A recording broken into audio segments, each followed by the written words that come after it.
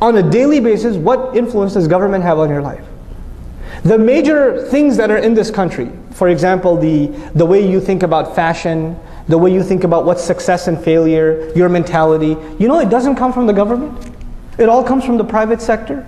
It comes from the entertainment industry and the academia and the major corporations that are selling products to us and driving the advertising and even the medical research and all the research universities funded by private organizations. In other words, the vast majority of things that influence you on a day-to-day basis don't come from government. Where do they come from? What I like to call the private sector. They come from the private sector. If Muslims understood that, you know what we would be worried about? If you really want to take over society, you know what you should be taking over? The private sector. Open field.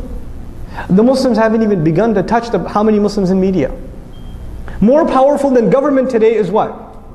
The media can change the course of elections. The media can get a president impeached. The media can do crazy things. The media can say things like horrible, terrible things like Obama's Muslim. Right? And get away with it. Media is powerful. Academia, universities shape the minds of the pillars of this society. How many Muslims in academia? How many Muslim sociologists, anthropologists, political scientists, historians? We're not present. We came to this country and we thought success is doctor, engineer. Okay, fine, you couldn't do doctor, engineer, programmer, right? IT, right? Or okay, if none of those worked out, gas station, right? So this was success for us. If we make good money, if we can buy a nice house, if we can live in a nice neighborhood, we've got success. This is success for an individual, maybe. For a community, look at what, and I'm baffled by the Jewish community. I'm amazed by them. You know why? Because when they first came to this country, they were treated like we are treated now. And you know what they got themselves? You could say, oh, they're riba people, whatever. But you know what they really got themselves into? Not just financial institutions. Entertainment, literature, academics, virtually any major university in the country, a significant proportion of the faculty is Jewish. That's a norm. It's normal, So they became the deep fabric of this country. So it's so much so that they're untouchable. Muslims didn't. We became skilled labor. That's all we are.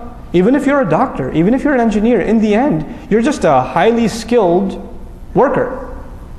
You're not someone who influences minds or causes ripples in society. You're not. You're just a better consumer. So you buy a more expensive car. So I guess you're adding to the economy a little bit, but you're not a mover and shaker. You're not an influencer of minds. You understand? So Muslims, we have to understand, to penetrate this society, we need to enter the private sector. To enter the private sector, we need to be in major positions in universities all over this country. We need to be actually funding. Islamic studies program at the University of Chicago is funded by a Jewish group. What do you think that what kind of research they're going to produce? Which Islamic studies program at the PhD level is being funded by Muslim organizations? There's one attempt being made in Detroit I think in Troy, Michigan. And they're asking for an endowment of a couple of million, and the Muslims are struggling to come up with those money. I appreciate their effort, actually.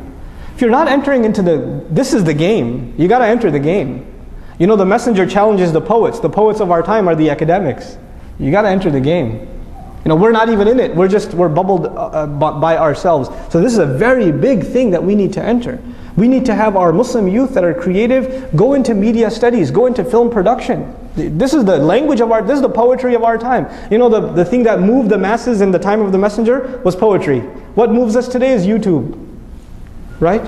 We need people that are actually qualified in film production, sociologists, not just psychologists, but even like historians, Muslim historians. We need them. We don't have them. These are things that become the fabric of